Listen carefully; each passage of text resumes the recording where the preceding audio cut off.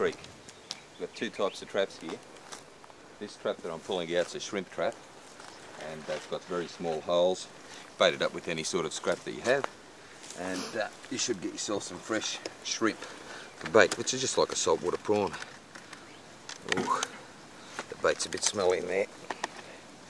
But you see we've got a few shrimp here.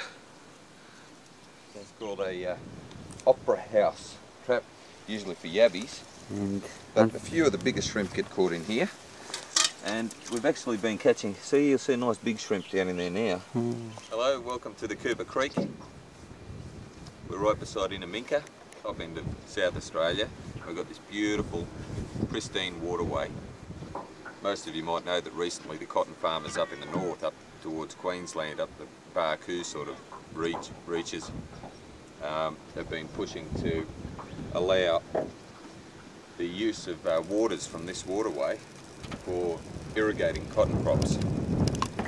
And thankfully the government has shown a little bit of wisdom and said, well, in order for there to be the extraction and use of water from there, both South Australian and Queensland governments would have to come to an agreement that it's on, and they haven't been able to agree, so it doesn't look like the cotton farmers will get their way.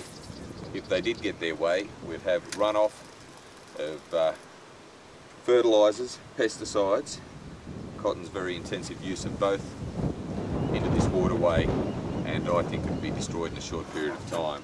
Just a little bite here. So we got a bit of a fight. Now we get closer to the boat. You just keep the pressure on. It looks very healthy.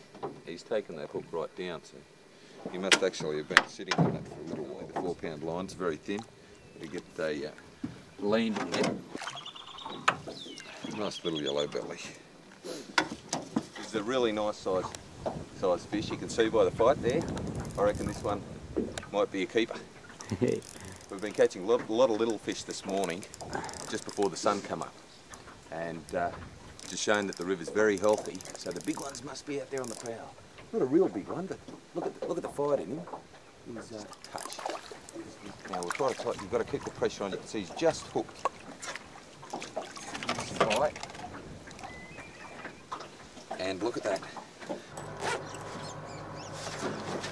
Here we are at the Inaminka Hotel. We're going for the fish weighing. Hope no one's beat us to it. We've got a few fish here that we caught this morning, and as you saw, they were biting on those little live shrimp that we were catching. And thanks to Mick, the publican here at the Inaminka Hotel, put us on the right bait. So we'll see how we go with the weight. I should have thrown a few sinkers into this one, I reckon. What do you reckon, Mick? Yeah.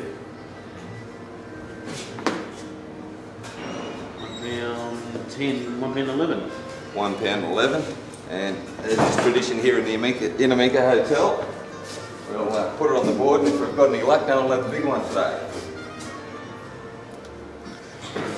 When you get to these little outback places like Inaminka, most people have only got a few days to stay here. You might have a week at most to stay here, so it's very important to try to meet up with someone who knows the area, one of the locals, and find out the right information. And the right bloke to meet here in Inaminka is Mick Davies, the publican, and he's shown us exactly what we need to know. And as you can see, we've caught some great fish.